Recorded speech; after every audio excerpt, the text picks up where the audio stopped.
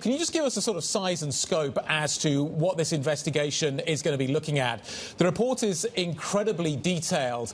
I'm wondering how long it's going to take to work through this process and what potentially you see coming at the end of it.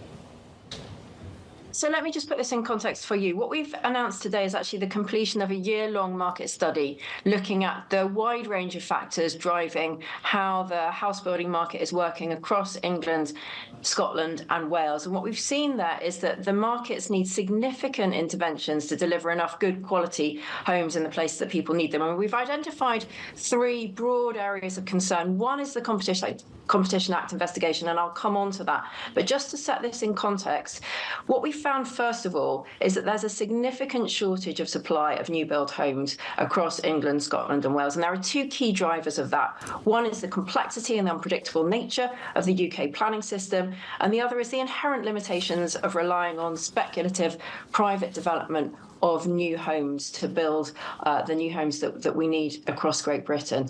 Second area of concern is looking at poor outcomes for new homeowners, particularly in relation to private estate management charges for public amenities like open spaces, green spaces, roads, sewers. Also concerns about the quality of some new builds. And then our third area of concern is around the potential exchange of commercially sensitive information relating, for example, to sales prices, sales rates, incentives offered to new home buyers. So that's this third area of concern. Now, I should say we don't believe that that conduct is the fundamental driver of the poor outcomes in this market.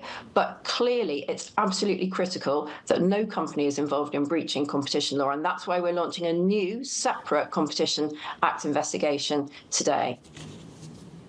Given the volatility that we have in the planning system, how do you separate that from the competition that exists between the house builders? It strikes me that there are such structural rigidities and the vagaries of the system is so unpredictable that it's very hard to understand what is causing what and what is a reaction to what. How are you going to be clear in demonstrating that all of the actions that the house builders are taking are not in reaction to a very complicated planning system? You're absolutely right. What we've identified through our year-long study is a number of factors in the planning system that we believe are contributing to poor outcomes in this market. So we recognise that this is a complex policy space where there are important decisions to be taken by elected governments, the UK government, the Scottish and Welsh government too.